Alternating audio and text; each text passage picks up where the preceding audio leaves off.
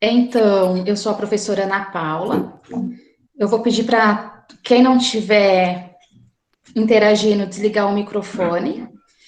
O tema da nossa live é racismo estrutural.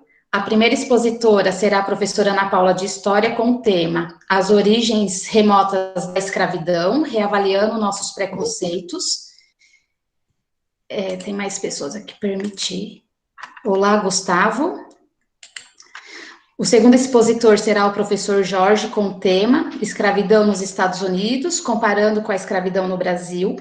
A terceira expositora será a professora Márcia, de Sociologia, com o tema Brasil após a abolição, cultura e religiosidade. O quarto expositor será o professor Toninho, de Filosofia, com o tema Ideologias estruturais que sustentam o racismo. E o quinto expositor será o professor Eduardo, de História, com o tema Racismo estrutural e cotidiano escolar. Tá, então eu vou começar o meu tema falando sobre as origens remotas da escravidão, reavaliando os nossos preconceitos. Tá, então eu vou começar abordando a seguinte situação. A escravidão é de fato tão antiga quanto a história da humanidade, né, e faz parte da cultura e das civilizações por séculos. Entretanto, a escravidão negra, que se deu a partir dos séculos XV e XVI, teve características nunca antes vistas. E aí a gente fala que, para entender o racismo estrutural, é importante entender as diferenças entre essa escravidão antiga e a escravidão moderna. Né? A escravidão antiga, ela acontecia entre diversas culturas, etnias e civilizações, e nunca foi uma característica específica de um povo. A escravidão moderna, ela vai ter o lucro como base principal, tá? Então, para falar de racismo estrutural, a gente vai ter que retomar um pouquinho e falar da cultura africana, falar do continente africano. Então, eu vou mostrar o slide para a gente entender e contextualizar, tá bom?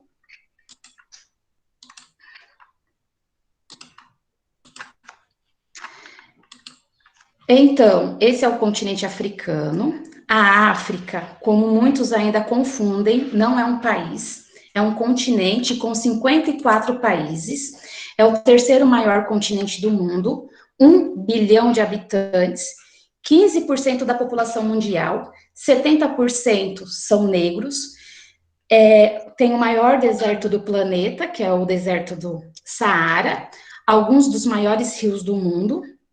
O relevo é variado, mais de 800 etnias e 1.000 idiomas. Significa dizer que não é uma cultura única, não é um povo único. Etnias são grupos que se identificam por diversos fatores: religiosidade, território, né, cultura. Então, no continente africano, essa diversidade é muito grande.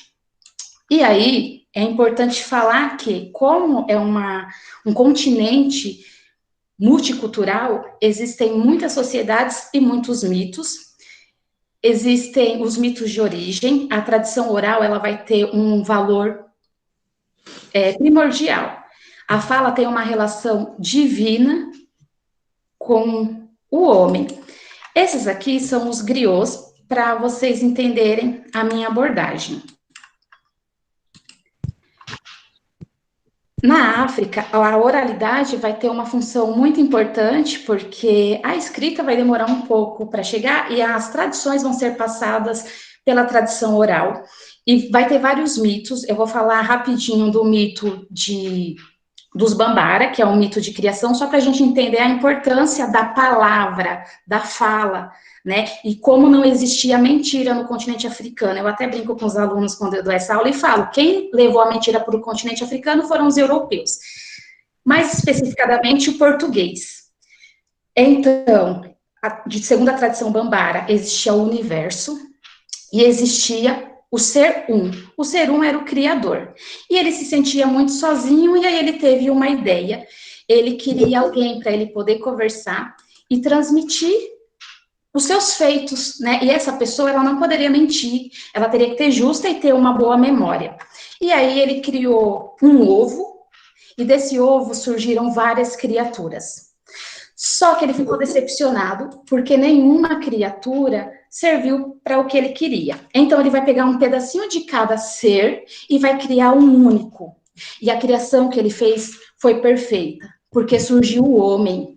E aí ele ficou admirando a sua criação, e a partir de um sopro divino, ele deu ao homem o poder da mente e da palavra. E ele ainda deu um pedaço do seu próprio ser, que foi seu nome. Ele começou a chamar esse novo ser de Man, né? Então, Manangala, que é o criador, criou o homem Man. Então, para os africanos, dessa cultura específica que eu estou falando, não existia mentira, porque mentir significava você renegar a sua história. Então, essa palavra não existia. E aí, agora eu vou falar da escravidão na África. Assim como eu falei na abertura, a escravidão era uma coisa que não existia só no continente africano, né? Era uma coisa comum entre as culturas. Na África, existia o bem de prestígio. O que é bem de prestígio? Tudo que me dá poder. Existiam vários reinos, né? Não tinha essas fronteiras definidas, não eram 54 países, eram vários reinos, ia desde pequenas aldeias até grandes impérios. Tudo bem? Então, o que vai acontecer? Cada rei vai querer mostrar que tem prestígio, que tem poder para a população. E ele vai, os reinos, eles vão expandir território através de guerras, tá? Só que aí, o rei, ele vai ter escravos. Só que escravo é um bem de prestígio, é algo que vai me dar poder. Assim como o sorgo, o sal, o marfim, conchas em alguns territórios africanos, em algumas culturas, concha vai ter muito valor, porque é um valor simbólico, e pessoas, é um bem de prestígio. E vai ter 3 tipos de escravidão básica, que é a escravidão por fome, por dívida e por guerra. Só que o escravo, ele não era mantido em cativeiro. Como não existia mentira, existia palavra, tá? Tinha os acordos, acabou o pagamento da minha dívida, eu estou livre. O escravo de guerra, por exemplo, ele era incorporado na cultura em que ele estava, né? Então, ele está sendo escravizado aqui nesse território, ele não vai embora, porque a palavra é fundamental. Tá? E aí, quando acabar lá o pagamento da dívida dele, às vezes, dependendo do comprometimento dele, ele pagou a dívida, até a escravidão por dívida, ele podia ir embora, ele resolvia ficar e ele era agregado ao núcleo, né, familiar e cultural. A única escravidão em que o escravo era colocado para outro território e poderia ir para outro lugar, era a questão do adultério, mas independente de você ser pobre ou você ser da realeza, uma mulher traiu, era a pior coisa, ela era escravizada e tinha o valor comercial, porque ninguém queria essa mulher na tribo, tá? Então, dito isso, o que vai acontecer? Os portugueses, no processo de expansão marítima, eles vão chegar no continente africano, eles vão se surpreender, por exemplo, com a riqueza do Congo, eles vão observar essa dinâmica e eles vão começar a fazer tratados comerciais. E aí vai instalar a mentira no continente africano. Porque o rei do Congo, ele também, por exemplo, ele não vai ser inocente, ele vai aceitar armas de fogo. Luana, por favor, desliga o microfone.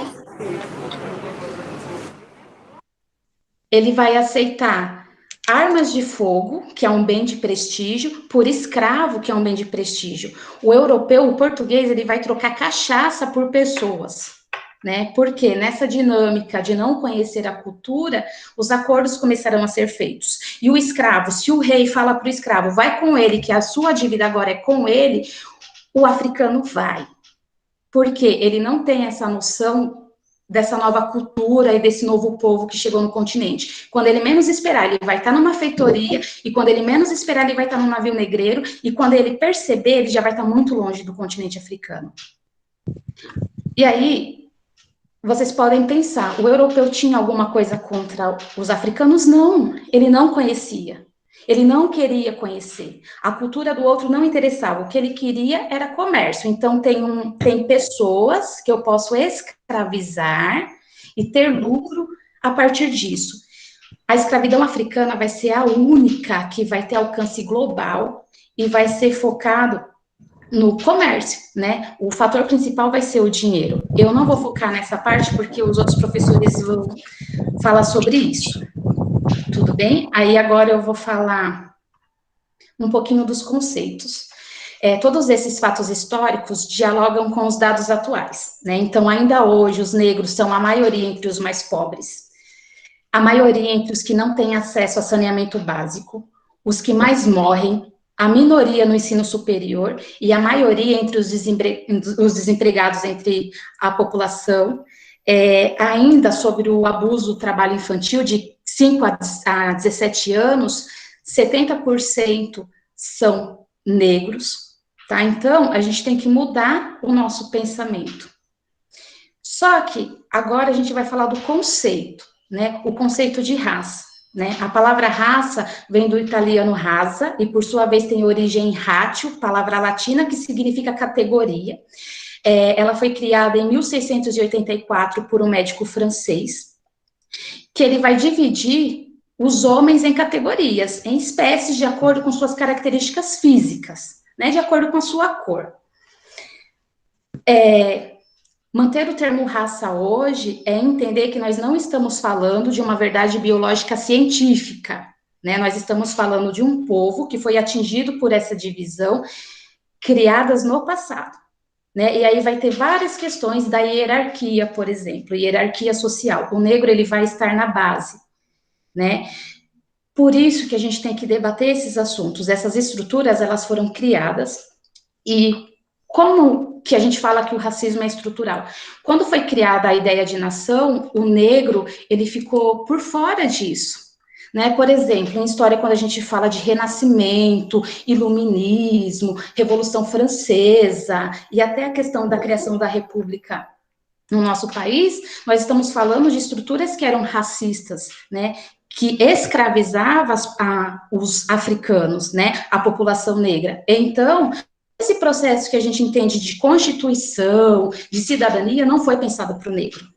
A época do Renascimento, existia escravidão, né? No nosso país, após a abolição, demorou 100 anos para ter leis para pensar no africano, né? No negro, no afrodescendente. Então, quando a gente fala de racismo estrutural, é como se tivesse a linha de largada. O branco, ele vai sair. 400 anos depois, vai sair a população negra. Né? Então, para você entender o racismo estrutural, é você entender que os problemas no nosso país não é social. Tem um problema social, mas a raiz, o ponto é o racismo. Tá? Então, daqui a pouquinho eu vou finalizar por causa do tempo. E aí tem outros termos. No nosso Brasil, a gente fala que nós temos o racismo velado e o racismo cordial. Né? O racismo velado são frases, condutas discriminatórias, estereótipos e ofensas em forma de piada. Né? Então, quando você fala assim, você é morena, mas você tem traços de branca, você é negro, mas você tem um coração de branco, isso é racismo velado. Né? O racismo cordial é assim, eu não sou racista, minha esposa é negra. Eu tenho filhos negros, eu já namorei um preto. Minha melhor amiga é preta. Esse é o X da questão. Às vezes vocês vão pensar que não tem nada a ver, mas é assim que o racismo ele se firma na nossa sociedade. E é de uma forma tão sutil que a gente não percebe. Entende? Quando já aconteceu comigo de eu estar numa loja de Franco da Rocha como cliente, entrar uma pessoa, várias pessoas na loja e perguntar assim, você trabalha aqui? Né? Aí eu falo, não. E aí ele vai eliminando. Eu sou a mais escurinha, então agora ele vai perguntar para a mais clarinha. A loirinha, jamais. É a última opção para se trabalhar como vendedora numa loja, por exemplo. Né? E aí, vocês podem falar, então, se muitas coisas são erradas, qual é o melhor termo para usar? Né? Preto, negro ou moreno? A linguagem, ela também é uma forma de racismo. Né? Tem uma coisa que a gente fala que é o letramento, né, racial. A nossa fala também tem um impacto muito negativo, né? Então vai depender, né? Na dúvida é negro.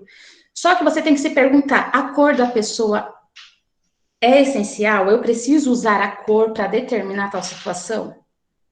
Né? Então tem coisas que a gente faz no nosso cotidiano e às vezes a gente não percebe, né? Por exemplo, se tem duas pessoas paradas na esquina, e você vai dar uma referência. Alguém pergunta, onde que é a escola Befama? E tem duas pessoas. O comum é, se essa pessoa for branca, vai falar assim, perto daquela moça de rosa. Se é uma pessoa negra, vai falar perto daquela, ali onde está aquela moça negra. Né? Então, são coisas que quanto mais você ressalta, mais você compactua para prevalecer o racismo. São duas mulheres. Entendeu? Não é uma que está de rosa e a outra pode estar de rosa também, mas ela é negra. Tá? Então, é nesse sentido. E aí eu já deu tempo, né? Alerta, que nós conversamos muito na nossa live, o termo moreninho, café com leite, mulata, escurinha, mais ou menos clara, queimada, são eufemismos, termos racistas usados para se referir a pessoas negras, de uma forma amigável, e cria-se o racismo cordial, né, a ideia de miscigenação, né, e aquele termo, não sou racista, porque no nosso país teve uma miscigenação, não é assim o nosso pensamento. Não dá para usar esse discurso que somos todos iguais. Não somos todos iguais, graças a Deus. Somos todos humanos, sim, mas temos características próprias e essas características, elas têm que ser entendidas. Não dá para você eliminar, falar que no Brasil não tem racismo, porque todo mundo é igual, né? Não somos iguais, não temos os mesmos direitos e por isso tem esse distanciamento de direitos. E aí, para finalizar, se é possível falar de racismo reverso que a gente conversou na live anterior. Não é possível falar de racismo reverso. Para falar de racismo reverso, nós teríamos que, no Befama, criar uma máquina do tempo. E aí todo mundo vai entrar nessa máquina do tempo. E aí vai voltar lá no continente africano. Os africanos, eles vão se desenvolver tanto que eles não terão mais lugar para colocar indústria e eles precisam de muitas outras coisas. E aí eles vão pensar, vamos para a Europa, depois a gente vai para a América e vamos escravizar todo mundo. E aí eles vão expandir território, dominar atrás do mercantilismo, né? E aí eles vão dominar toda a população branca. E os brancos passariam por todos esses problemas e absurdos que o negro foi exposto, né? Que o africano foi exposto. E a partir disso surge uma desigualdade de oportunidade de tudo. Aí sim a gente falaria de racismo reverso. Do contrário, não existe. Tá? E aí eu só vou mostrar um slide, prometo que estou finalizando, para a gente refletir. 2 minutos. Obrigada, Eduardo. Eu vou mostrar, para finalizar, duas reportagens.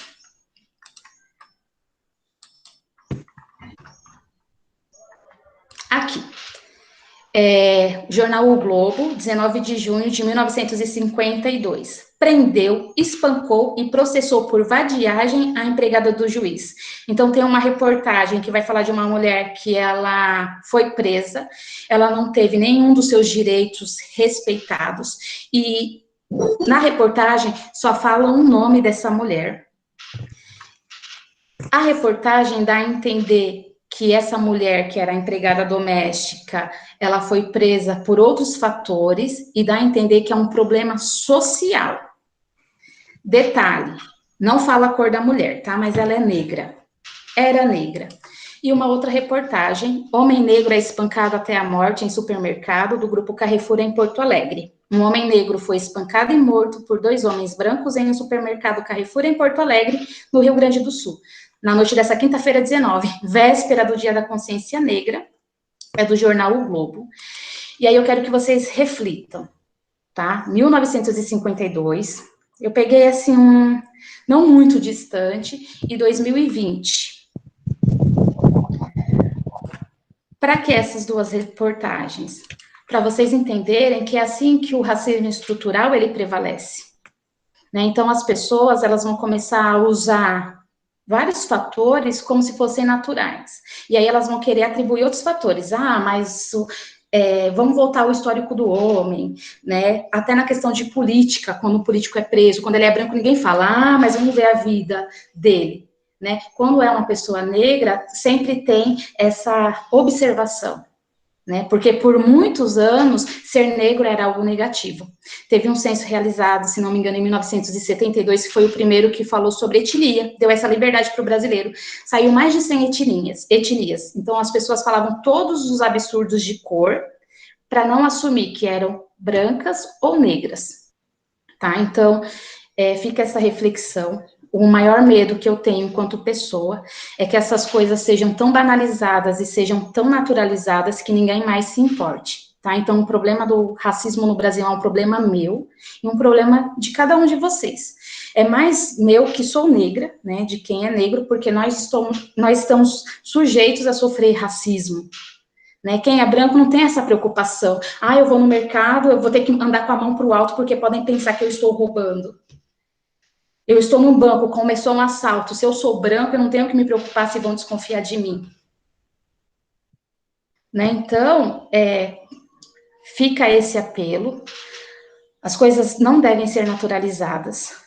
O racismo, ele começa desde a fala, né? Então, se uma pessoa foi racista, não passe a mão na cabeça e fale, ah, é porque é criança, né? Então, a gente tem que mudar esse pensamento e começa a partir do conhecimento e do diálogo, né? Então, se você vê alguém sofrendo racismo, ou passando alguma situação embaraçosa, ou alguém faz um comentário racista, usando o racismo velado, e você fica quieto, você está compactuando, né? Então, vamos começar a mudar essa postura e ensinar o fulano, esse termo não se usa mais, né? A gente tem que começar a se impor, né? Por que que existe uma lei, né, contra racismo? Porque, infelizmente, as pessoas não sabem o seu lugar. Tá, então, quando eu falo as pessoas, né, não estou me referindo a todo mundo, mas se você já teve essa atitude, às vezes você está sendo racista e não percebe, tá? Então, muito obrigada pela presença de vocês, e vamos falar sim sobre esse assunto, tá? Porque quando a gente nega a existência do racismo, a gente nega que existe toda uma estrutura, tá? Então, agora eu vou passar para o professor Jorge.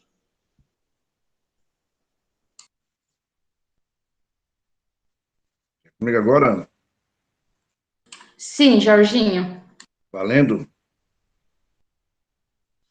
Em primeiro lugar, bom dia a todos os alunos que estão aí. Cadê os alunos? Quero ver um salve dos alunos. Os alunos podem dar um salve para mim, por favor? Salve, professor. Salve, Salve, salve, porque você quer para você, cara. Tudo bem, salve mesmo. Quero ver salve, porque isso foi preparado para vocês, né? É uma iniciativa da área de humanas para vocês, principalmente.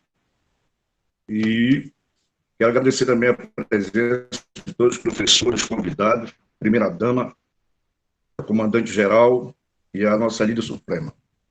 Eu começo a minha explanação usando duas frases de dois pensadores. O primeiro deles é Rousseau. Rousseau fala, o bom selvagem. No decorrer da minha fala, você entender que é o bom selvagem, está claro?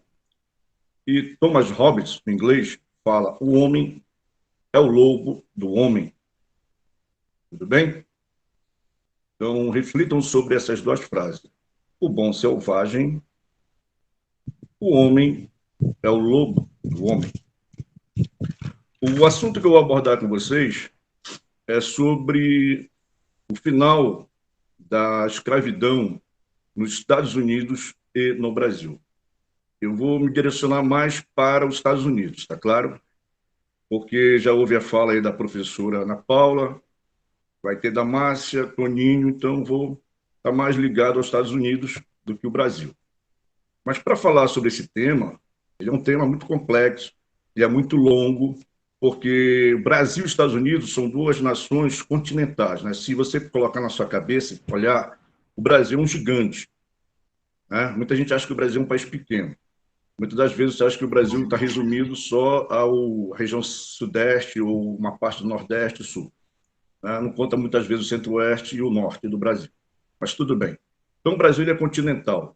Para a gente falar sobre escravidão, principalmente do século XIX, eu teria que fazer 2 aulas com vocês, ou até mais, para falar sobre pontos do Brasil. E também dos Estados Unidos, do qual eu vou falar, certo? Então, os Estados Unidos é um país gigantesco. E a história dos Estados Unidos é bem diferente da nossa, em vários aspectos, tá? E uma coisa fique bem clara, os Estados Unidos, no seu primeiro momento, ele foi colônia de exploração. Só com o decorrer da Revolução Gloriosa, quem vai explicar isso em outra aula pode ser qualquer professor de história, né? Geografia, filosofia, Revolução Gloriosa que acontece na Inglaterra. Aí que ela vai se tornar realmente os Estados Unidos uma colônia de povoamento. mas no meu caso eu não vou falar sobre a Revolução Gloriosa. Vou falar com o final da escravidão nos Estados Unidos e entrando no Brasil. Vou fazer um vai e volta, tudo bem? Mas eu vou começar falando sobre os Estados Unidos, eu vou começar no século XX. A maioria de vocês, alunos, são nascidos no século XXI, então supostamente não conhece muito a realidade desse país, Estados Unidos, tá? Eu vou contar um episódio que ele acontece no dia 1º de dezembro, tá, de 1955, no estado do Alabama, sul dos Estados Unidos. Certo? Esse episódio acontece com uma pessoa negra. O nome dela, Rosa Parks. Faz o quê? 2 dias atrás, e esse acontecimento está fazendo hoje 65 anos. Tá? E Rosa Parks, ela é, podemos dizer assim, uma pessoa fundamental para o que vai acontecer nos Estados Unidos, né, referente ao que eu vou contar, tá claro? É uma coisa fundamental você entender. Um belo dia, Rosa Parks, a nossa primeira-dama, Ana Paula Pares, sai da escola, Befama, trabalhou para cacete, atendendo aluno, pai, né, problema professor. Ela sai da escola e vai em direção ao ponto de ônibus. Né? E, para vocês não sabem, no Alabama e nos estados do sul dos Estados Unidos, existiu uma lei, nesse período, que quando o negro entrava no ônibus, ele tinha que ir para o final do ônibus, certo? Ele tinha que ficar lá no fundo do ônibus. E, se tivesse um lugar, ela sentaria. Então, a nossa querida primeira-dama, ela entra no ônibus cansada, de um dia agitado, né? E tem um lugar lá no fundo, ela senta. Ela respira e senta. Né? Pô, tem um lugar para mim. Só que tem um outro porém. Se entrasse um branco, ela teria que dar o lugar para ele. Tudo bem para vocês? Ela teria que dar lugar para ele. E, no segundo ponto, parou, subiu o professor Ivan. O Ivan é branquelo, né? E o Ivan viu aquela negra sentada no fundo, Ana Paula Pares, a primeira-dama, e ele chega pedindo para ela sair, que ele quer sentar. E nesse dia, Ana Paula Pares, que ela está representando Rosa Parks, ela não dá lugar para ele. Nem pensar, não vou me levantar. Vou ficar sentada aqui. Vocês sabem o que aconteceu com ela? Não, né? Ela foi expulsa do ônibus à base de bufetada. Pegou muita porrada. Para completar, ainda foi presa. Certo? Foi presa. Porque ela descumpriu a lei. Lembrando que os estados, na maioria dos estados do sul dos Estados Unidos, o negro era proibido a votar, a frequentar lugares públicos, a se relacionar com pessoas de cor, no caso branco, certo? Não tinha direito à educação. Isso na maioria dos estados do sul. Então, Rosa Parks, ela foi em cana, foi presa, pegou bufetada, só que até aí achava que ia ficar por isso mesmo. Só que essa situação que aconteceu com ela, nós podemos usar um título do livro chamado Desobediência Civil, de Henri David Thoreau. Tem nome de francês, mas não é francês, tá? Um pensador americano que foi muito marginalizado. David Thoreau vai falar sobre a desobediência civil. E tem uma figura importante que, quando vê esse acontecimento no Alabama, ele não vai deixar parar. Ele vai para cima. É o pastor Martin Luther King Jr., representado pelo Leandro, né, que trabalha aí no Befama. O Leandro vai ser o Martin Luther King Jr., certo?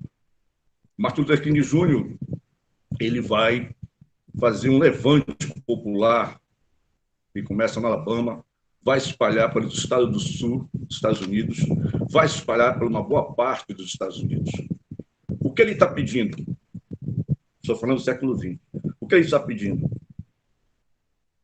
está pedindo que se cumpra a 13ª emenda, a 14ª emenda e a 15ª emenda.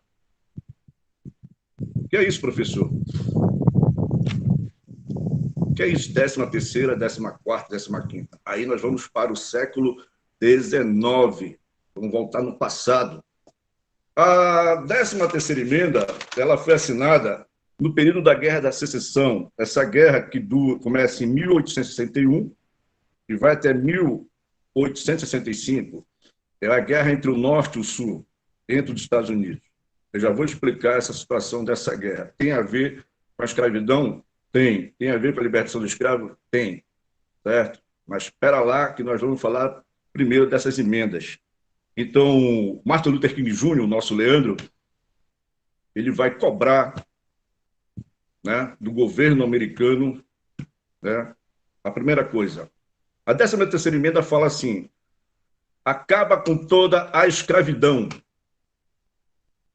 Acaba com toda a escravidão. Certo? A 14ª emenda: todo cidadão nascido nos Estados Unidos é livre e tem imunidade como cidadão. Todo cidadão. Então, na 13ª, acaba com a escravidão. A segunda, todo mundo tem direito. Todo mundo é cidadão, quem nasce lá. E a 15ª, direito do cidadão. Todos têm direito a votar. Só que isso ficou no papel. Foi sancionada? Foi. Foi oficializada? Foi. Mas ficou no papel. Só no papel. Tá? Para vocês entenderem que essas emendas, quando a gente fala dos Estados Unidos, muita gente acha assim, pô, os Estados Unidos é um país bacana, né? Legal, conhecer os Estados Unidos, né? Mas tem coisas que vocês não sabem, que foi através de muito sangue, muita luta, para que não só o negro, o nativo chamado de índio, o latino, conseguisse seu espaço nesse país. Então, vamos falar um pouco dessa guerra, vou abreviar essa guerra, os pontos principais. Ele é um ponto, primeiro, econômico, certo? Tem ligado à economia. A segunda, tem algumas coisas interessantes sobre essa guerra, tá? Essa guerra, como eu falei, ela começa em 1861. Existem alguns fatores que levaram ela. Primeiro, a questão econômica. Os Estados Unidos, no século XIX, nesse período, os Estados Unidos já era uma nação emergente. Isso quer dizer o quê? Já era uma nação que já tinha um parque industrial, não tão grande, muitas fábricas, certo? Já existiam várias lutas de sindicatos, você vai ver no século XIX. Aí, os grandes empresários, a elite, melhor dizendo, olhou e viu uma multidão de gente que não estava trabalhando, que eram os escravos. Então eles pensaram, vamos acabar com essa história de escravidão, vamos tentar negociar com os sulistas para que esse pessoal se torne mão de obra. Vejam bem, eles não fizeram isso porque estavam com pena do povo negro. Em nenhum momento eles pensaram nessa situação. Houveram alguns casos, mas em prol era o quê? Implantar a economia no sul dos Estados Unidos. E para isso era necessário acabar com a escravidão. E essa situação, ela virou o quê? Virou essa guerra. Porque os sulistas não queriam acabar com a escravidão, os sulistas eram contra o fim da escravidão, e gerou esse conflito. Mas nesse processo já existia alguns levantes, né, de escravos no sul dos Estados Unidos. Existia uma preocupação dos Estados Unidos, do norte dos Estados Unidos, acabar com a escravidão devido a esses levantes. Sem falar que tem dois aspectos importantes, né, para ressaltar essa guerra. A primeira, no início do século XIX, começou a ter vários escravos sendo alforriados, né, nos Estados Unidos.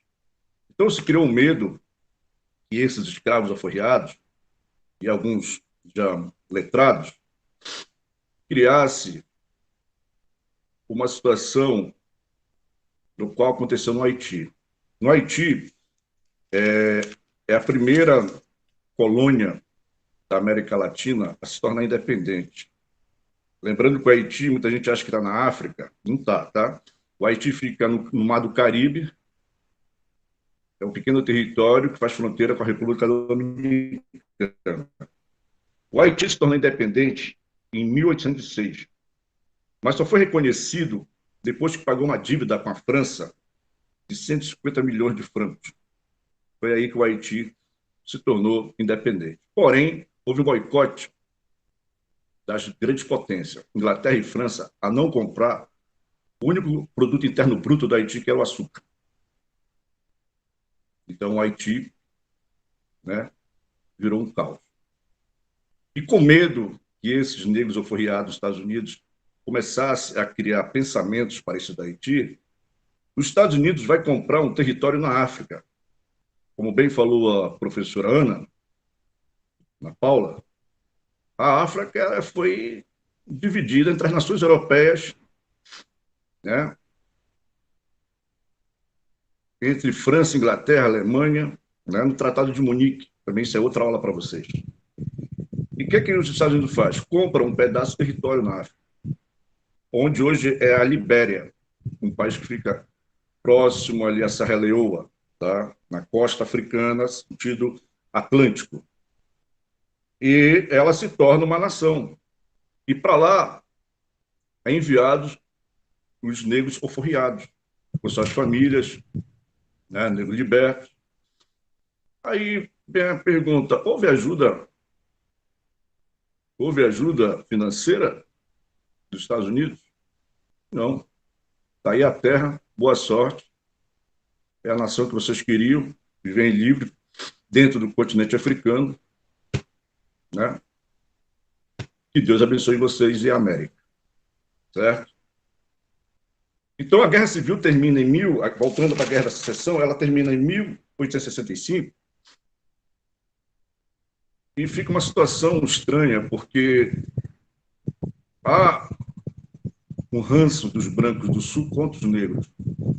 Aí começa uma questão violenta, onde os brancos do Sul, né, vão começar a perseguir os negros, vão começar a enforcar, vai ter julgamentos sem uma lei, certo? Sem uma lei mesmo, assim, a ferro e fogo que fizeram. Aí o Norte intervém. De que maneira? Esses negros que já estavam livres após a guerra, eles vão começar a contratar esses negros, ex-escravos, para trabalhar nas fazendas de algodão, nas plantações de milho. Eles vão começar a assalariar esse pessoal. Eles vão começar a gerar a economia do Sul. Vão começar a gerar empregos no decorrer do processo, certo? Porque essa mão de obra tinha que trabalhar. Porém, essa mão de obra, como no Brasil, não teve participação na sociedade, não teve participação na questão cultural, certo? Exclusão total para o negro nos Estados Unidos.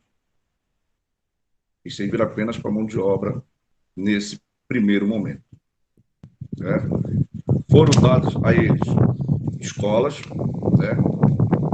Foram dados para eles casas, mas vamos falar, escola não era uma escola como uma escola dos brancos.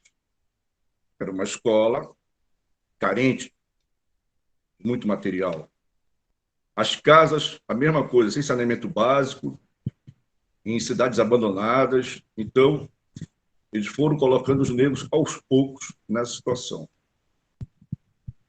E como eu falei no início da minha fala, no Sul, eles foram muito perseguidos.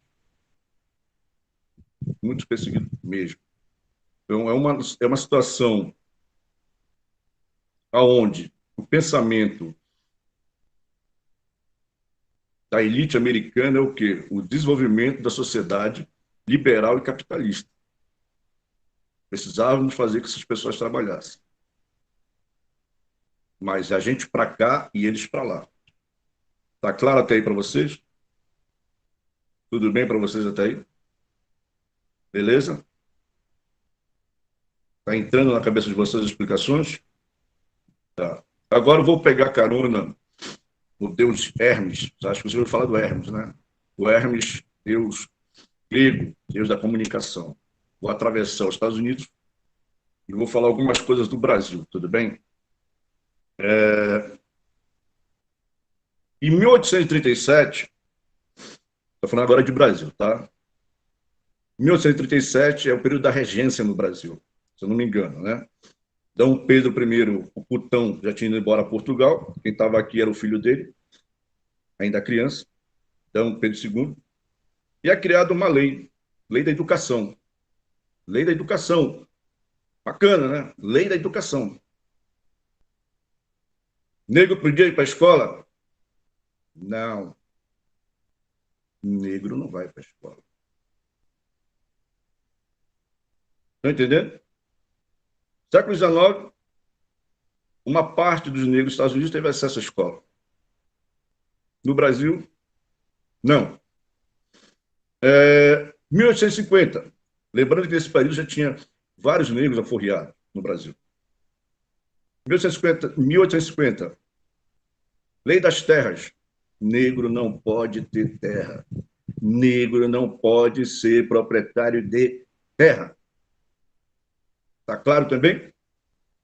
Né? A abolição acontece em 1888, depois de 388 anos de escravidão no Brasil. Então, vamos lá. Imagina vocês, vamos lá, 388 anos. Você acha que a pessoa vai ter capacidade psicológica para, né, seguir a vida dela? Lembrando que no Brasil o negro não teve trabalho. Como falou meu colega Eduardo, quando acabou a escravidão, os grandes proprietários das fazendas contrataram os imigrantes italianos, que vieram em massa da Europa, devido à guerra civil na Itália. Vieram em massa para cá. Esses foram contratados. Os negros ficaram à margem da sociedade. Certo? À margem da sociedade. Constituição Federal do Brasil atual. Depois de 488 anos, aprova a lei contra o racismo. Racismo é crime no Brasil, século XX. Depois de 488 anos. Está claro isso? Bacana, né? 2003, século XXI, de vocês, galera, estudante. É aprovada a lei do aprendizado da história e cultura afro-brasileiro. E até hoje, né, está no papel, mas a maioria das escolas não desenvolve. Então, eu estou trazendo essa reflexão para vocês entenderem que há uma necessidade muito grande, como falou a Ana Paula, de a gente rever alguns conceitos e preceitos e analisar realmente essa questão do negro no Brasil. Tá? Falta quanto tempo para mim aí, Eduardo? Edu? Já passou, mano, já passou. Já está em 22 minutos já. Finaliza aí. Eu vou finalizar com uma historinha rápida.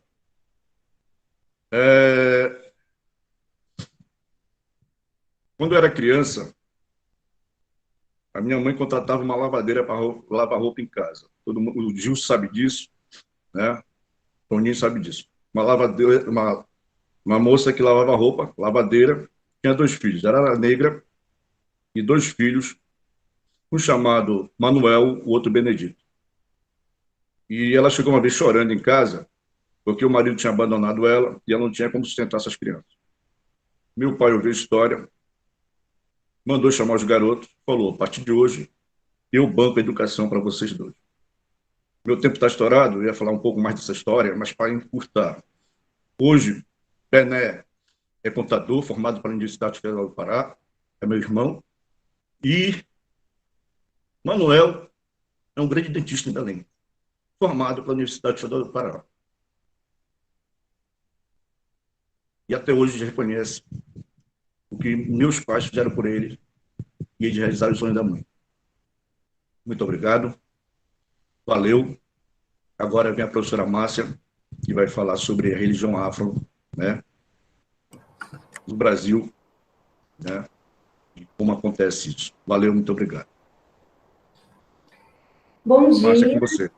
Obrigada, viu, Jorge? Bom dia a todos. Diante da fala da professora Ana e do professor Jorge, eu acredito que esse tema poderia ser abordado aí um mês inteiro, porque são muitos itens que nós poderíamos discutir e que fazem parte da nossa realidade, né? Nós vivemos num mundo onde o apartheid foi presente na África do Sul durante muito tempo, onde Nelson Mandela ficou preso por mais de 20 anos por defender o fim do apartheid e uma sociedade mais justa, onde o negro no Brasil é visto, ele está predisposto a cometer um crime, por isso que os negros são perseguidos dentro de shopping, onde não houve um projeto para a inclusão de mão de obra negra, né, no Brasil, após a abolição foi uma pressão muito grande da Inglaterra. Então, no Brasil não houve nenhum projeto para que essa mão de obra fosse usada, como o professor Jorge falou, vieram os imigrantes, e onde o negro, o ex-escravizado, ele não teve um encaixe nessa sociedade. Não houve um espaço para ele. E aí nós temos o surgimento das grandes favelas no Rio de Janeiro, porque esse homem negro, quando perde a questão do patriarquismo do seu dono na parte baixa da cidade, ele tem que subir o morro, porque ali naquele espaço não pertence mais a ele.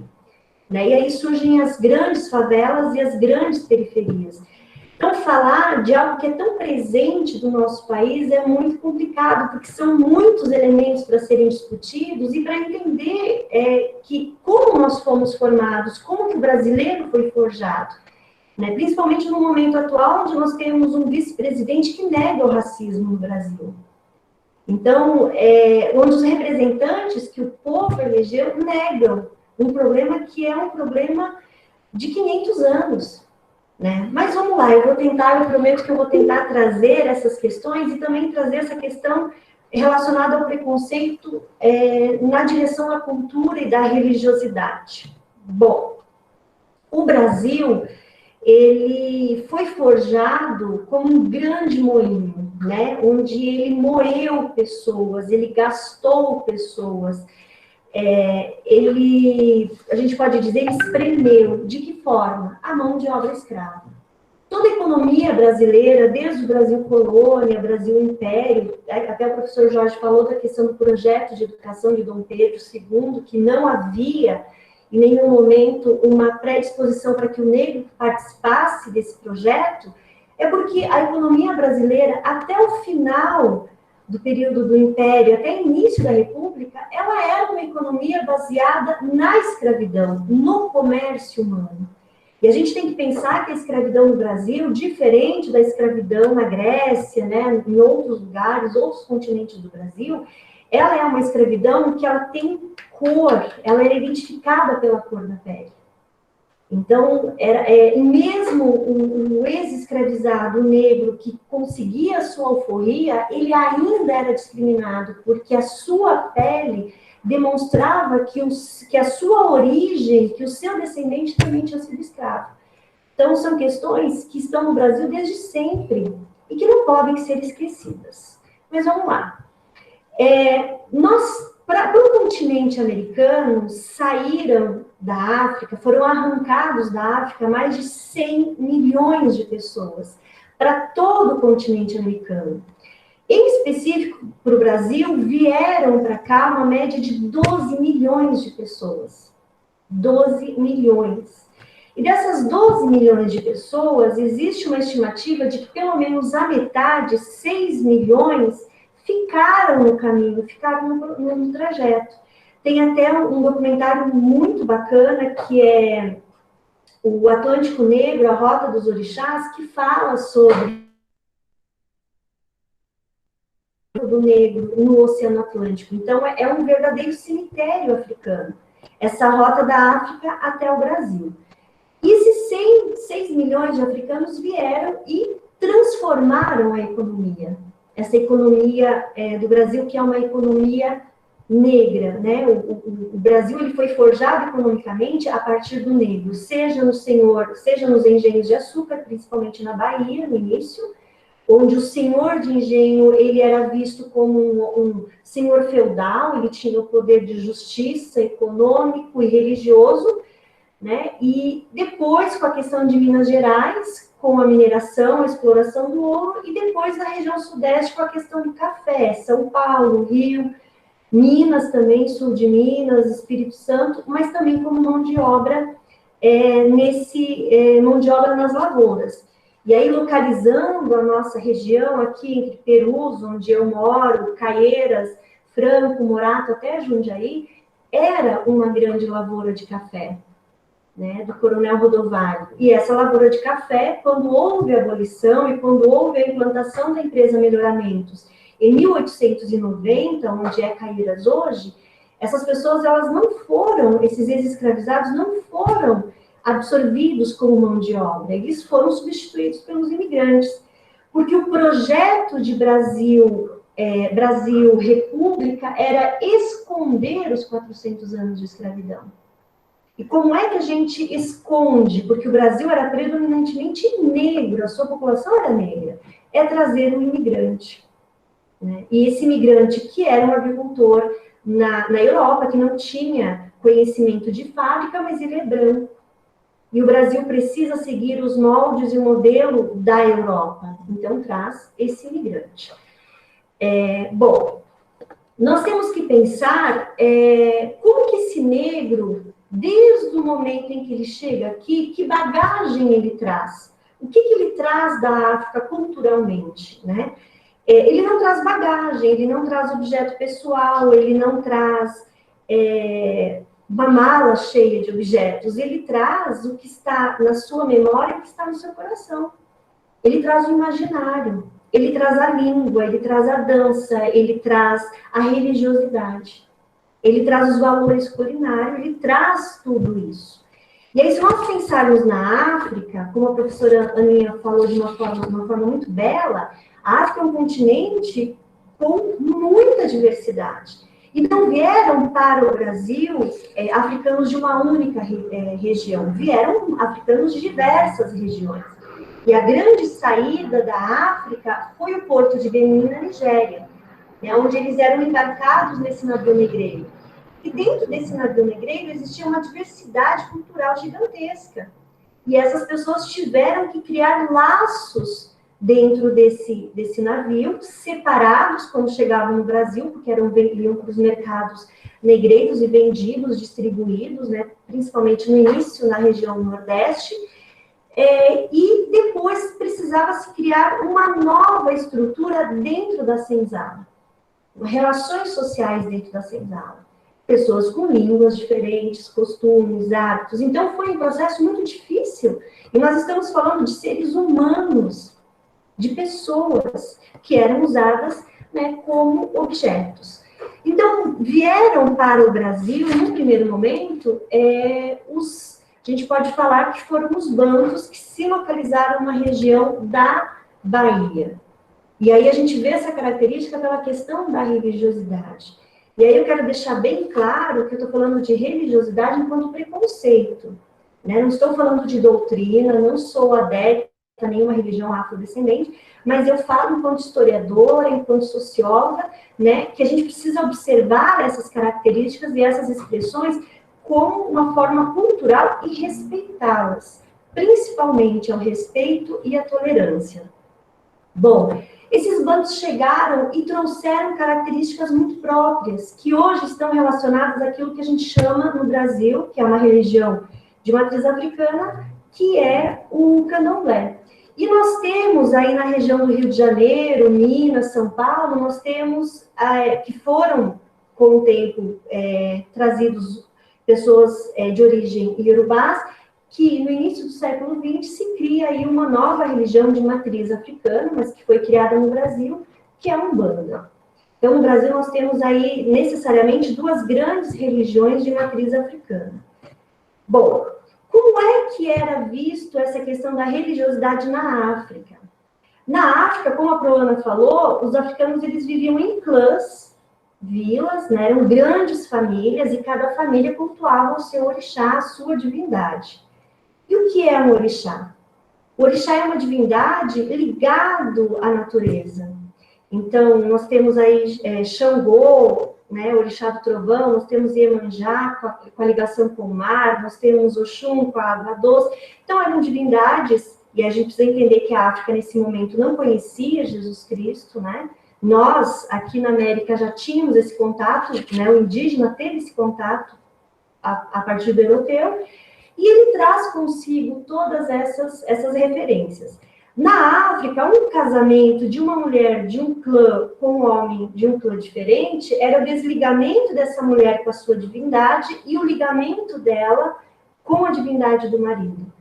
Então, na África, por exemplo, não existem casas de candomblé ou terreiros, porque as famílias continuam ainda cultuando as suas divindades. Foi necessário se criar uma nova estrutura religiosa no Brasil, porque dentro de uma senzala não existia uma pessoa de um único clã, mas de vários, e com várias divindades. A religião católica, e a gente precisa lembrar que o Brasil, no período do Império, era extremamente católico, a religião católica era a religião oficial, ela impõe, né? Ela impõe a sua cultura e as suas divindades em relação aos santos e tudo mais. Então, um belo exemplo disso é no dia em que o senhor de engenho, ou mesmo o barão do café, fazia uma festa na fazenda, que era uma festa religiosa. Né? Vamos dar o exemplo da festa junina, onde junta os 3 santos de junho, né? Santo Antônio, São João e São Pedro. Nesses dias era o dia de folga do escravo na senzala, e nesse dia o escravo usava para também fazer os seus cultos às suas divindades. Mas ele era imposto dentro da senzala o santo protetor do senhor de engenho. E aí o negro teve que se adaptar nesse momento, o africano teve que se adaptar a esse momento e fazer com que o senhor de engenho, para que ele não fosse castigado, entendesse que ele também estivesse sendo cativado e também tivesse a mesma fé que o Senhor. Mas ele não tinha. Então, ele teve que usar de muita esperteza, de muita inteligência para manter as suas tradições. E a gente precisa entender, né, quando se fala de matriz, o Brasil ele foi composto, Darcy Ribeiro, um clássico da sociologia brasileira, fala muito disso, que o Brasil é composto pelas 3 matrizes, a indígena, a europeia, a portuguesa e a africana. Nós temos que entender que essa miscigenação ela não foi feita de uma forma pacífica. Né? Nós temos que entender que uma europeia dizimou a indígena e escravizou a negra. Então, houve a gente pode dizer, houve aí uma dominação física, de castigo físico. Então, não era um processo tranquilo para o africano manter as suas tradições, manter a sua fé e manter a sua religiosidade. Mas aonde eu quero chegar nesse momento? O Brasil, ele é um país que ele manteve, né, e aí está também no nosso linguajar, o preconceito está presente no nosso linguajar de uma forma muito ativa. Quando a gente fala, eu comprei um criado mudo para o meu quarto, que é aquele móvel, né, a mesinha de cabeceira. Na época da escravidão, o criado mudo era um menino, ou uma menina que fica cativo, que passava a noite, o dia, do lado do seu dono, do senhorzinho, da senhazinha, para estar ali prestando qualquer tipo de serviço, e ele não poderia abrir a boca. Por isso que é criado mudo. Então, algumas coisas ainda estão presentes e são reflexo desse preconceito. E dentro da religião não é diferente, né? Se nós pararmos e pensarmos, o professor Toninho, eu acredito que ele possa me ajudar depois na fala dele, quando a gente fala de mitologias no Brasil, né, e aí a gente vê muitas séries sobre vikings, né, séries que trazem a mitologia grega, Zeus, não é visto como um preconceito, mas é visto como um super-herói, né? Agora, quando a gente fala sobre a questão da mitologia africana, ela sempre está ligada a alguma coisa ruim, né? Ao inferno, ao mal. Por que nós temos essa visão? Porque nós fomos forjados desde sempre a entender que o negro é ruim, né? A gente não fala, a coisa tá preta, né? É uma coisa muito simples quando a gente utiliza esse tipo de vocabulário para dizer que aquilo que é preto ou aquilo que é escuro é ruim, porque faz parte, né, do nosso cotidiano e nós fomos forjados assim. Então, quando nós pensamos na mitologia dos orixás, que é uma mitologia muito bonita, e ela é muito próxima também da mitologia cristã e da mitologia judaica, por exemplo, né? Nós entendemos que isso faz parte de uma faz parte da religiosidade de uma região da África, né? Na África existem mais de 200 orixás, mas é quando Oxalá, Deus, manda os seus anjos na Terra para pôr ordem. Então, é muito a Torre de Babel no Antigo Testamento, né? Para pôr ordem no Brasil, porque a coisa está no mundo, porque a coisa está ruim. As pessoas estão corrompidas, estão cometendo crimes, são corruptas, o egoísmo, a preguiça, né? Todos os 7 pecados capitais. E aí esses anjos descem e se contaminam com o egoísmo, com aquilo de ruim que o ser humano tem. E quando elas vão prestar contas com Oxalá, que é Deus dentro da cultura africana, Deus fala, olha, vocês não vão poder mais ficar aqui no paraíso porque vocês se contaminaram com aquilo de ruim que o ser humano tem. Né? Aí dizem que algum perguntou para Oxalá, mas aí a gente vai ficar na Terra? Não, vocês não vão ficar na Terra. Vocês não são humanos. Então, vocês vão ficar entre o céu e a terra. Então, quando a gente vê a prática das religiões de matriz africana com a questão da troca, da oferenda, a gente tem que entender que essa divindade africana não está no céu e não está na terra. Só que ele tem uma abertura para o céu e para a terra. Então, quando a gente imagina essa questão da troca, das oferendas, das encruzilhadas que a gente vê com muito preconceito, a gente precisa entender que é algo que faz parte de práticas religiosas de 5.000 anos. Né? E quando nós pensamos na questão da religião judaica, por exemplo, no Antigo Testamento, na Bíblia, os judeus eles faziam sacrifício de animais também para elevar os seus pedidos a Deus. Né? Então, mas por que nós não olhamos com preconceito? E aceitamos e não discutimos essas questões. No Brasil, não há registro nos livros didáticos sobre a religiosidade africana ou da matriz africana. Nós não temos esse tipo de registro. Aliás, só em 2003, no governo Lula, que nós tivemos incluído no currículo oficial do Brasil o estudo da África. É um absurdo isso, mas foi em 2003, né? E nós temos uma Constituição de 88 que fala que o Brasil é um Estado laico, ou seja, não há uma religião oficial. Né? O Brasil não é evangélico, o Brasil não é católico, o Brasil não é de uma religião afrodescendente. O Brasil é um país livre, onde o cidadão tem direito da livre expressão religiosa, está na Constituição. Então, quando nós assistimos jornais, entrevistas, reportagens de pessoas que invadiram espaços, né, religiosos da matriz africana, onde pais de santos são ofendidos, onde as pessoas que praticam sofrem qualquer tipo de agressão, porque predominantemente são negras, a gente tem que entender que está junto com esse preconceito estrutural, com o racismo estrutural, faz parte, porque é uma cultura negra, que teve que ser negada durante muito tempo para justificar a escravidão no Brasil em 400 anos. Então, não dava para dizer que a religiosidade africana era algo positivo na época da escravidão, porque você tiraria o africano da situação de um ser sem alma, né? Uma pessoa que não tinha alma. Então, a gente precisa começar a olhar né? Seja você evangélico, católico, protestante, mas olhar o outro com respeito. Né? O outro tem o direito de professar a fé naquilo que ele acredita.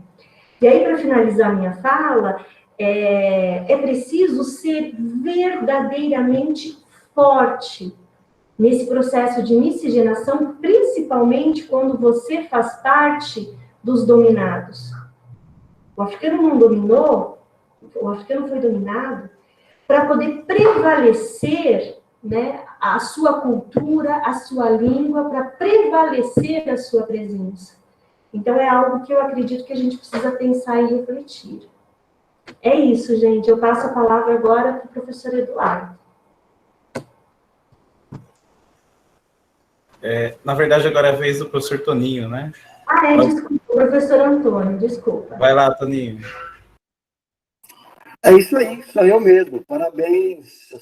Eu tenho aprendido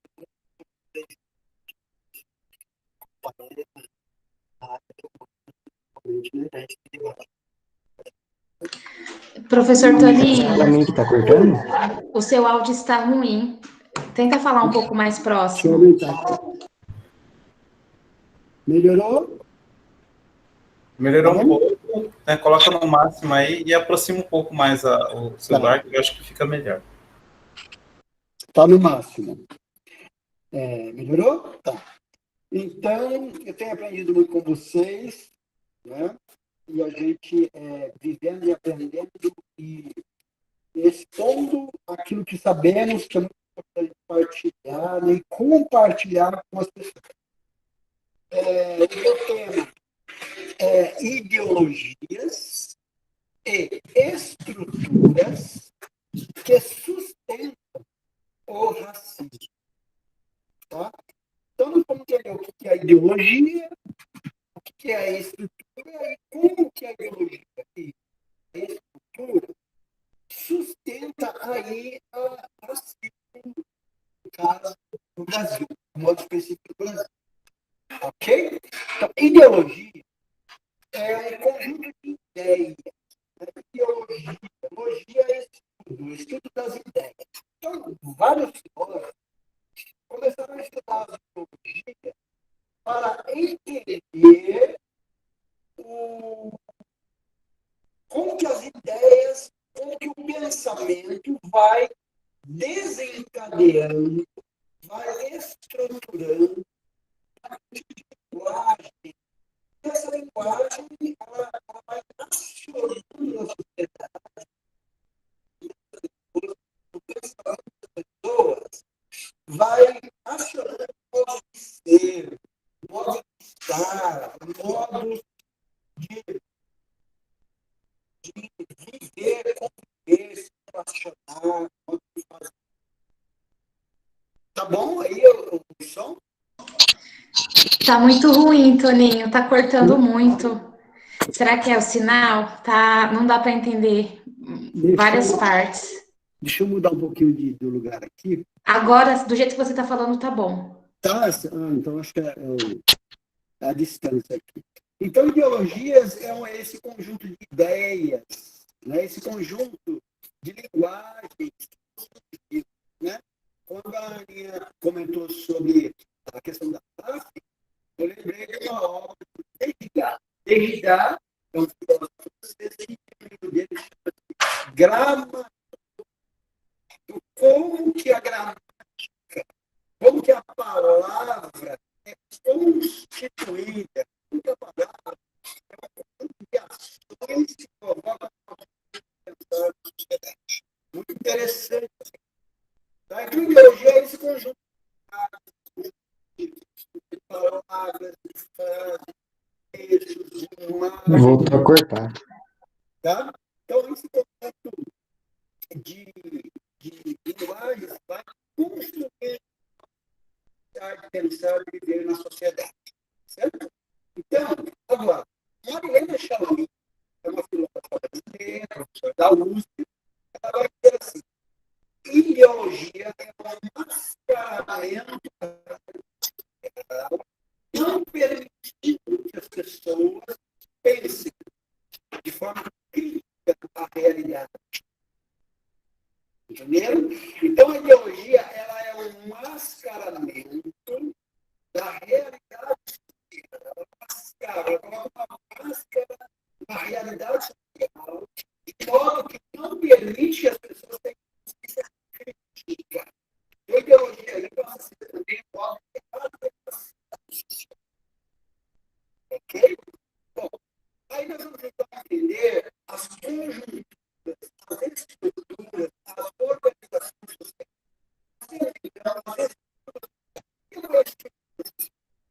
Tudo é estruturado. A imagem é estruturada. Quando a gente fala em estrutura, a gente fala em estrutura do prédio, da escola de fama, na linguagem Toninho, desculpa interromper. Tá, não tá dando para entender. Quando você falou do Befama, tá cortando muito. Vamos ver se a gente consegue um lugar. Deixa eu ver aqui. Vai conversando aí. Melhorou? Tá melhorando? Melhorou, mas acho que você não pode andar mais, nem. Tem que parar por aqui. Isso. Desculpa, volta do Befama. Não, sem problema.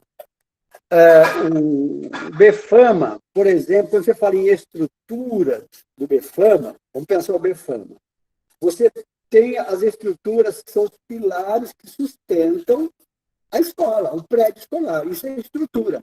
Tá? Mas também existem as estruturas subjetivas que sustentam o dia a dia do Befama. Por exemplo, você tem as estruturas da linguagem, que é ensinado, que é divulgado, o modo de ser das pessoas, o exercício do dia a dia das pessoas são também estruturas. Então, nós temos dois tipos de estrutura. Nós temos a estrutura material. Quando você pensa a escola enquanto pilares, enquanto paredes, você está falando da estrutura física, concreta. Quando você fala da estrutura de linguagem, que se ensina ali, a educação enquanto subjetividade, você está falando da estrutura subjetiva, abstrata. Beleza?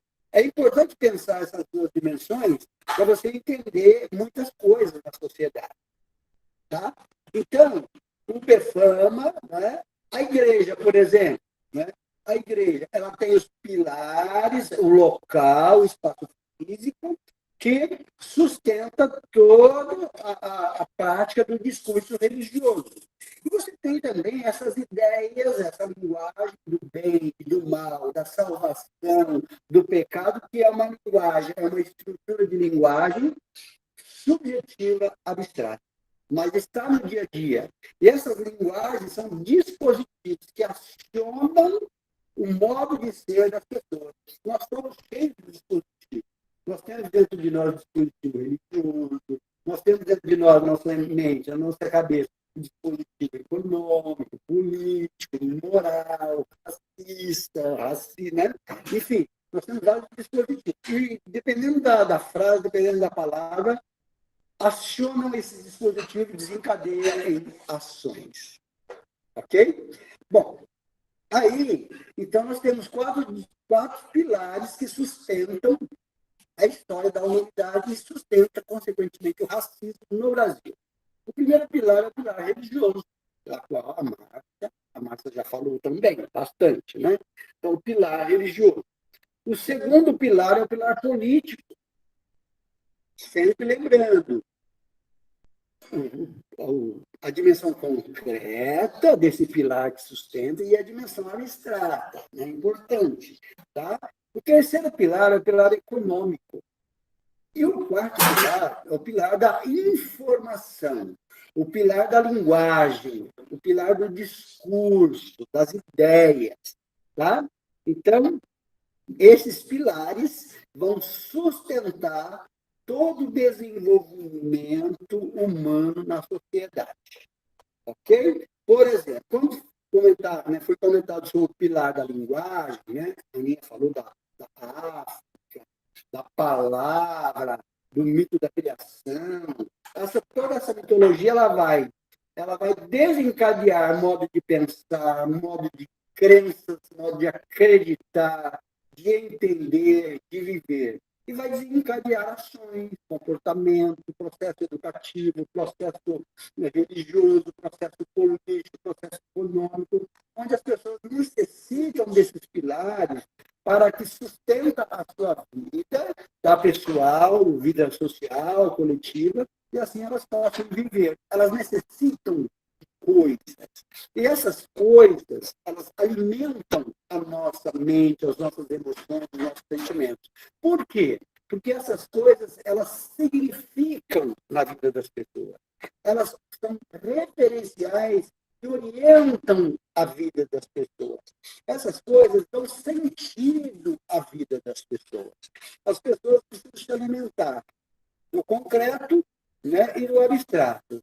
Eu preciso almoçar, jantar, comer, beber, dormir, mas também preciso sonhar, preciso desejar, preciso pensar no futuro, em expectativas e perspectivas de vida. Porque isso me alimenta eu buscar amanhã aquilo que eu preciso, né? Me alimenta para agir para o futuro. Tá? Então, a ideologia e as estruturas estão aí montadas. As instituições são estruturas, e dentro de todas as instituições, seja ela educativa, seja ela religiosa, seja ela da saúde, na política, em todos os setores, essa parte concreta e a parte física e a parte subjetiva, ou que nós aprendemos em filosofia, a parte metafísica, andam de mãos dadas. Assim como a igreja, né, e o Estado, no Brasil, desde o Brasil colonial, imperial e contemporâneo, andaram de mãos dadas. E continuam andando de mãos dadas, porque um reforça e justifica e legaliza o poder do outro. Isso é importante entender. Então, é dentro dos espaços físicos, por exemplo, nós estamos passando um momento agora que a escola de 4 paredes, a escola prédio, está morrendo. Né? Está morrendo. Por quê? Porque está nascendo um novo modo de ser da escola virtual, a escola tecnologia. A escola hoje ela não pode ser pensada só com o prédio completo físico. A escola hoje ela é pensada muito além do espaço físico. Ela é pensada a partir da subjetivização das pessoas, a subjetividade das pessoas está muito atrelado hoje com as tecnologias. E as tecnologias hoje, elas estão na tua vida. Desde quando você acorda até quando vai dormir, a tecnologia, as relações, tá, são semeadas, são alimentadas, são reproduzidas o dia todo em nosso ser, na nossa razão, nas nossas emoções, nas nossas afetividades, sentimentos. Por isso que algumas coisas que são criadas na sociedade são criadas de modo a sustentar mesmo o racismo, por exemplo, a sustentar o domínio de uma classe sobre a outra, a sustentar o mundo capitalista que está aí.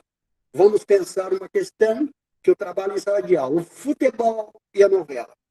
O futebol, concretamente, está ali, o campo, que é o espaço físico, os jogadores correndo, a bola, tá? É tudo físico. Porém, o futebol, enquanto ideologia, ele vai divulgar, ele vai despertar essa crença de que o meu time vai ganhar. Essa crença que eu vou ainda, o meu time vai chegar em primeiro lugar e vai ser o campeão do mundo. Ele precisa... Essa crença, ela é alinhavada aí pelo ritual. O ritual começo, meio e fim. Tá? Então, no começo, as pessoas ficam esperançosas para o horário para começar o jogo. Olha aí a questão física, a questão subjetiva que está em nós. E são dispositivos fortíssimos. Michel Foucault trabalha muito essa questão do dispositivo. Fortíssimos. Então, tá aí. Aí as pessoas querem ver o show, o espetáculo. Aí, na hora do jogo, acontece, então, o show, o espetáculo. Terminou o jogo, o que acontece? Ritualização daquele momento, daquela partida. Hoje as pessoas, depois da idolatria do Maradona, por exemplo, as pessoas hoje estão vendo Copa de 70, de Pelé, estão vendo, tá, porque acionou um dispositivo, né, que está no interior das pessoas, que tem um sentido, um significado na vida das pessoas, então elas buscam, parece que elas têm desejo de rever a Copa de 82, de rever a Copa, os gols do Pelé, rever os gols do sei de quem. Então essa ritualização, ela faz parte da vida do dia a dia das pessoas. Então, é interessante pensar que o racismo também não está fora disso. O racismo ele é estrutural, o Silvio de Almeida escreve um livro, né? Racismo no Brasil. Tá? A Mariana Chauí, o que é ideologia? Tá? E, enfim, vários autores aí vai escrever sobre essa questão. E vai levar-nos a pensar que a estrutura histórica, política, econômica do Brasil, ela tem o dispositivo que vai acionando nas pessoas. Até hoje, a gente não percebe esse dispositivo racista. Né? Por exemplo, como já foi falado, a frase tremendamente racista, as pessoas dão risada, mas é um modo de alimentar, por exemplo, preto parado é suspeito, correndo é bandido, preto bom de alma branca, sabe, umas frases assim que são hipócritas, umas frases pobres, mas que geram modos de ser, modos de se relacionar, geram concepções em relação ao negro na sociedade.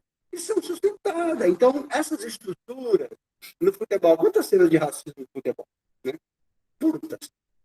O futebol, a religião, a própria escola, a educação, didáticos, modo de ser, de falar, nós, no dia a dia, no ponto de ônibus, nós desenvolvemos, nós manifestamos esses dispositivos que são acionados em nosso interior e muitas vezes levamos esse dispositivo além da conta, além do real, além daquilo que, de tal forma que fica em exaustão, a tal ponto de explodir, a tal ponto de surgir agressões, brigas, rivalidades.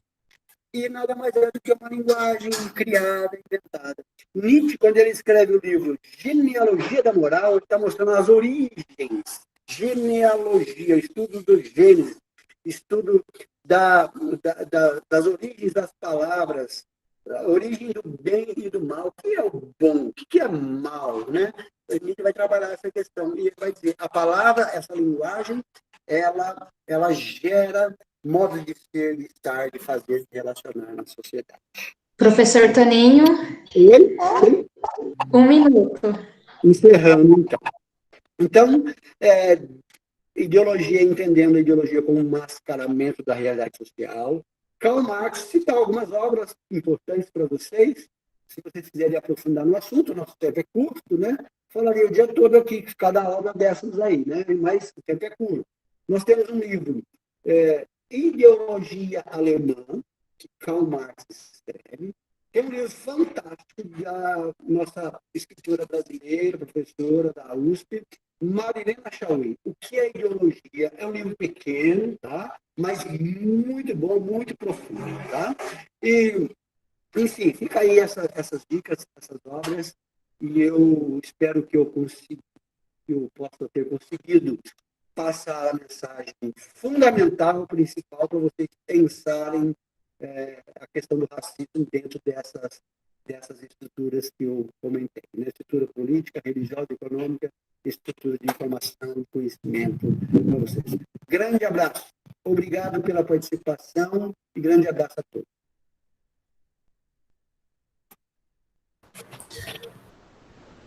Obrigado, professor Toninho.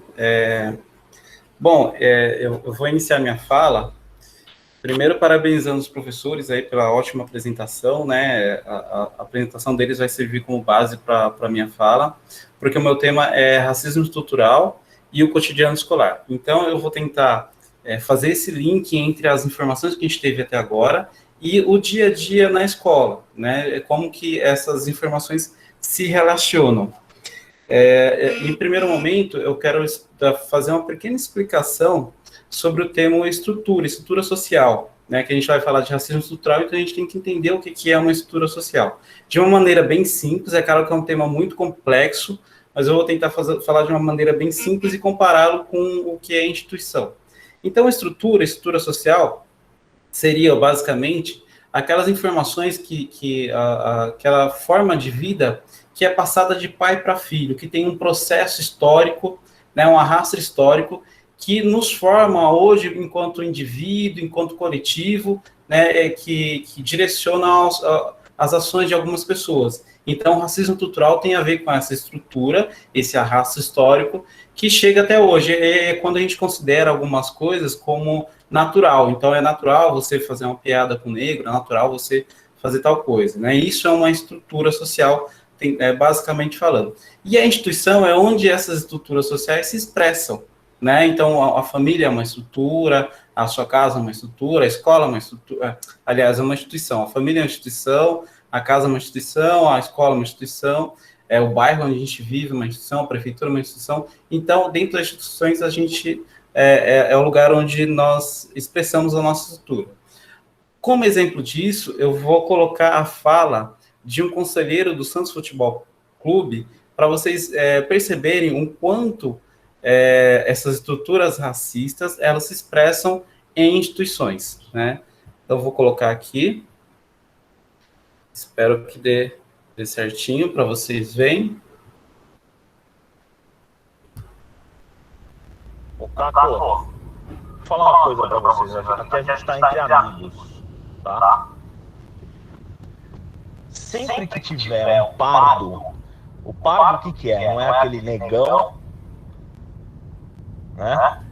Também não é o branquinho. É o moreninho da cor dele. Esses caras tem que desconfiar de todos que tu conhecer. Essa cor é uma mistura de uma raça que não tem caráter. É verdade, isso é estudo.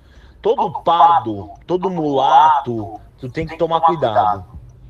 Não mulato tipo o Pedro. O Pedro é tipo pra índio. Tipo chileno, essas porra. Tô dizendo o mulato brasileiro, entendeu? Os pardos brasileiros. São todos mau caráter, não tem um que não seja. Deixa eu parar aqui o compartilhamento. Então, esse é um exemplo de um racismo estrutural expressado numa instituição, que é o Santos Futebol Clube, né? Isso foi um áudio num grupo de WhatsApp deles, e isso foi em 2016. Um ano depois, esse áudio vazou e o Santos Futebol Clube, pelo menos, demitiu esse cara, né? Mas aí está o racismo estrutural pessoal dele, ele expressando na instituição onde ele trabalhava. Bom, continuando a minha organização aqui de apresentação, agora eu quero falar de branquitude e privilégios da pessoa de pele branca na instituição escolar, né? Então, não é nenhum brancos contra negros, mas para as pessoas brancas entenderem que tem alguns espaços de privilégios que eles são estruturais, que passa, que é um processo histórico, né?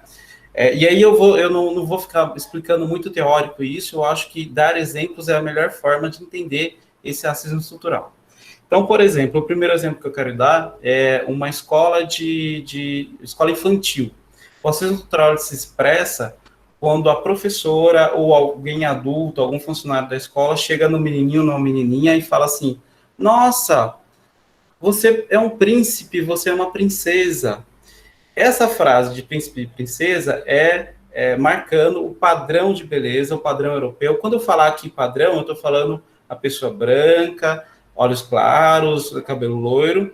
Então, quando ela fala assim, você é uma príncipe ou você é uma princesa, o menininho do lado, automaticamente, o menininho de 5 anos, ele pensa: eu não sou príncipe, eu nunca serei príncipe.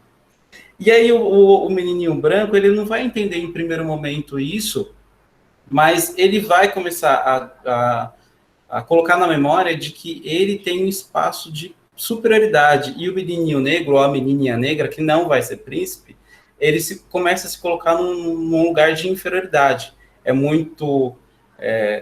Fica muito claro isso depois quando a pessoa se torna adulto. O segundo exemplo é sobre o lápis cor de pele. Quando eu estudei no ensino fundamental, não sei se isso aconteceu com algum de vocês, tinha o lápis cor de pele, e o lápis cor de pele geralmente ou era o laranja, ou era o amarela, ou uma cor clara, né? Então, o preto e o marrom, outras cores, não eram considerados cor de pele. E agora, partindo para o ensino médio, né, esse racismo estrutural no ensino médio, vou dar alguns exemplos. Por exemplo, um aluno, ele faz um ato indisciplinar numa sala, e ele é encaminhado para a direção.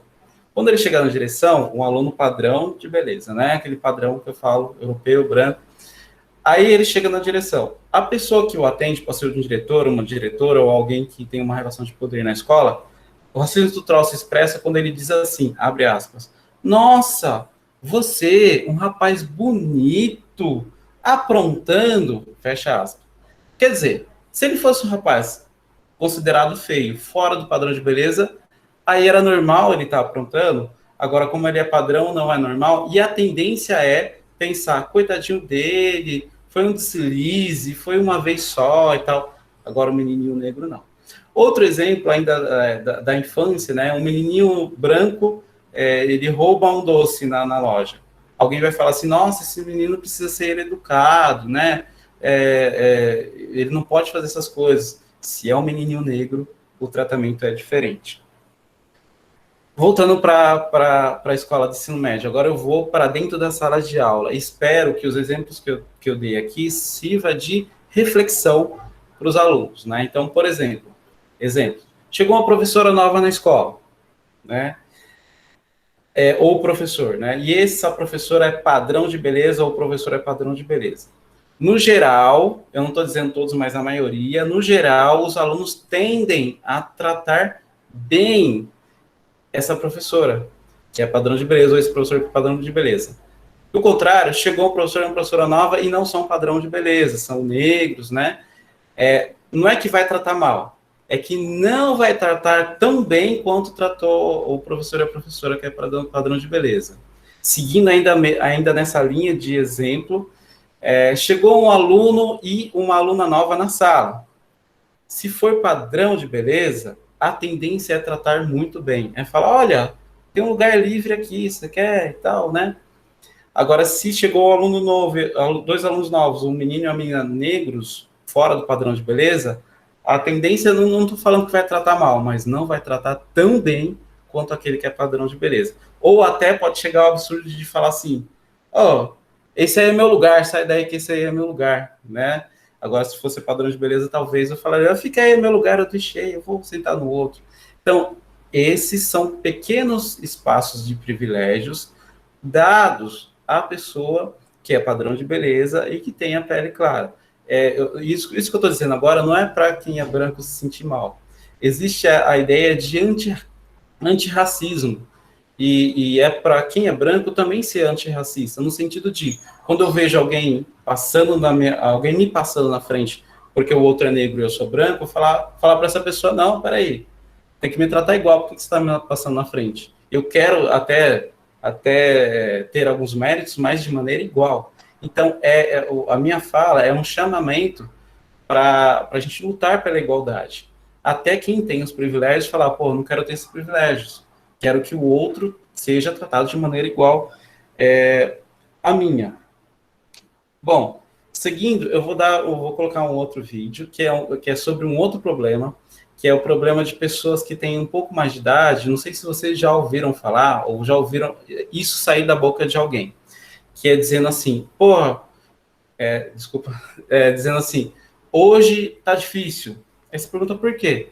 Porque o pessoal do politicamente correto fica corrigindo a gente, hoje não pode nem fazer mais uma piada, na minha época não era assim, na minha época eu podia falar e estava tudo bem, então agora hoje vem esse pessoal aí do politicamente correto, dizer que eu não posso fazer piada racista, tudo é racismo agora.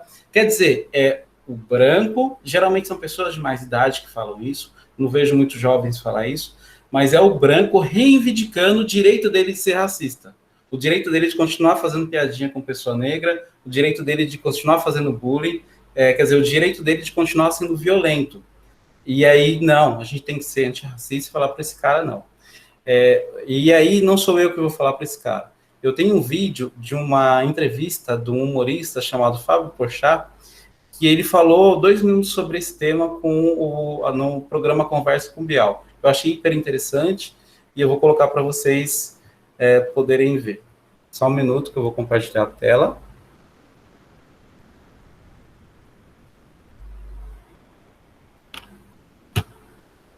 Vamos lá. Tá nervoso que as coisas estão mudando. O homem branco hétero, ele tá tenso, porque o mundo foi feito pra gente, né, Biel? O mundo foi feito pra mim e pra você. O mundo não foi feito pra preto se dar bem, pra mulher se dar bem, pra gay se dar bem. O mundo foi criado, então a gente mesmo não se dá conta. Claro, se dá porque a gente vai atrás, mas se a gente seguir a vida sem olhar pro lado, a gente não entende que a maioria esmagadora da população do mundo não está feliz, não está rolando para eles. Então, esse tipo de vídeo tenta fazer com que as pessoas abram um pouco os olhos para esses falsos contrários, falsas equivalências. Então, então se tem o racismo, então a gente precisa debater com um racista para saber o outro lado. Não existe, tem coisas que não tem outro lado. Os judeus foram massacrados na Segunda Guerra, não tem outro lado. Então, lá no Porta, a gente tenta muito fazer isso, a gente tenta muito rir dessa situação. E o que eu acho que acontece, por que eu acho que sinto essa grita tão grande contra o politicamente correto e tal? Porque o homem branco hétero nunca foi alvo de piada. Ele está sendo pela primeira vez e ele não está sabendo lidar com isso. Ele está muito mimimi, estão reclamando demais. Não, e começam a ficar nervosos, porque estão rindo dele. Pela primeira vez estão rindo da cara dele. E isso é muito esquisito. E como o brasileiro não sabe rir de si e gosta muito de rir do outro, ele não está sabendo lidar. E saber lidar é fundamental nesse momento de tanta mudança. A gente precisa aceitar as mudanças, facilitar essas mudanças, né? Bom, a fala dele é muito bacana. Eu só vou corrigir uma coisa aí que ele falou, né? Que eu acho que não é que a pessoa branca está sendo alvo de piada. É que a pessoa branca perdeu o direito de ser racista, perdeu o direito de fazer a piada. É só essa correção que eu gostaria de fazer, mas a fala dele diz tudo. E para finalizar, eu queria ler duas partes do livro do Silvio de Almeida. É um livro bem pequeno, eu indico para os alunos, o nome do livro é Racismo Estrutural. Ele explica de uma maneira bem prática e bem simples o que é o racismo estrutural. Eu gostaria de finalizar com dois trechinhos dele aqui, né? E aí, o trecho que eu tenho é o seguinte.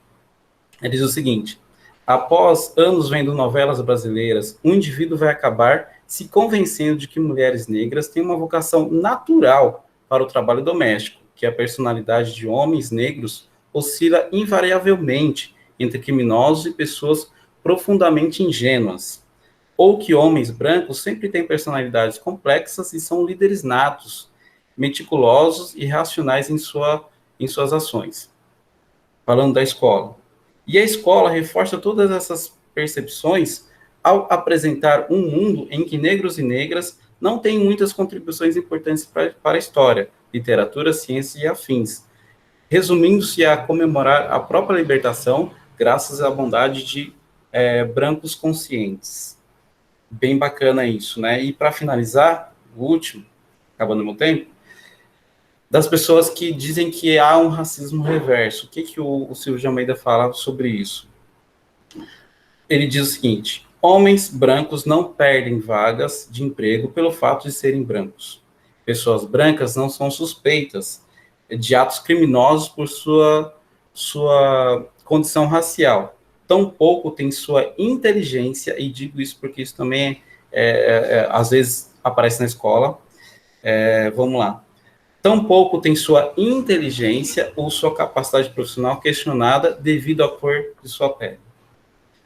Então, finalizando aí minha apresentação, é o que eu digo: todos nós temos que ser antirracista. O negro tem que ser antirracista, o branco tem que ser antirracista, no sentido de que, se alguém me der um privilégio, se alguém me chamar de príncipe ou princesa, eu até agradeço, mas digo, o outro também é um príncipe e uma princesa. Se alguém falar, ó, passa na frente, e aí você percebe que é porque você tem uma pele branca, você tem que ser antirracista, falar para esse cara, não, por que você não passou o outro também, né? E aí a gente vai, nisso, construindo um mundo mais humanizado, um mundo melhor. Obrigado, eu passo a palavra aí para a professora Ana Paula.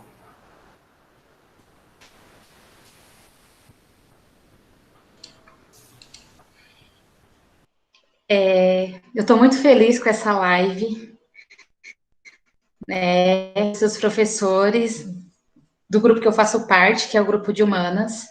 A nossa intenção, quando a gente conversou, não é de nenhum... Espero que não tenha sido mal interpretada. A nossa intenção é colocar o dedo na ferida mesmo e a gente começar a falar sobre isso. Eu gostaria de agradecer ao BFAMA, né, aos professores, à gestão, por dar essa oportunidade para a gente fazer essa live e agradecer aos participantes, né, por ouvir o que nós temos para falar e por fazer parte dessa mudança, né. Então, eu estou muito feliz. Amanhã eu espero todos vocês para a nossa roda de conversa. Quem quiser acrescentar algo, dá tempo ainda. Vai lá no link do grupo e coloca que você vai querer contribuir. Obrigada, né, pela participação, e aí eu vou deixar os profs se despedirem, mas eu tenho muito orgulho de fazer parte dessa equipe, né, dessa escola, do BFAMA, e tenho muito orgulho, né, dos alunos participantes, né. Então é isso, obrigada, viu, gente? Vou passar a palavra e aí depois a gente finaliza.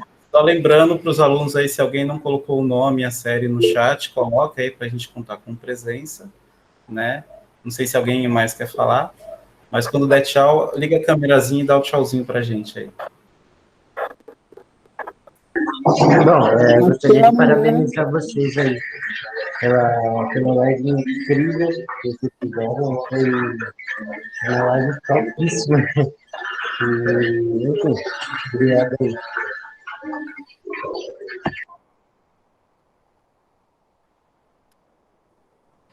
Até amanhã, mesmo horário, né? Isso. E todos Mesmo horário. poderão participar aí. Obrigado, até amanhã. Tchau, Até amanhã, abraço. mesmo horário. Tchau, pessoal. Boa tarde. Obrigada. Tchau, gente. Boa tarde. Parabéns. Obrigado. Parabéns a todos. Tchau, gente. Tchau. Parabéns. Obrigada. Tchau. Tchau. Tchau.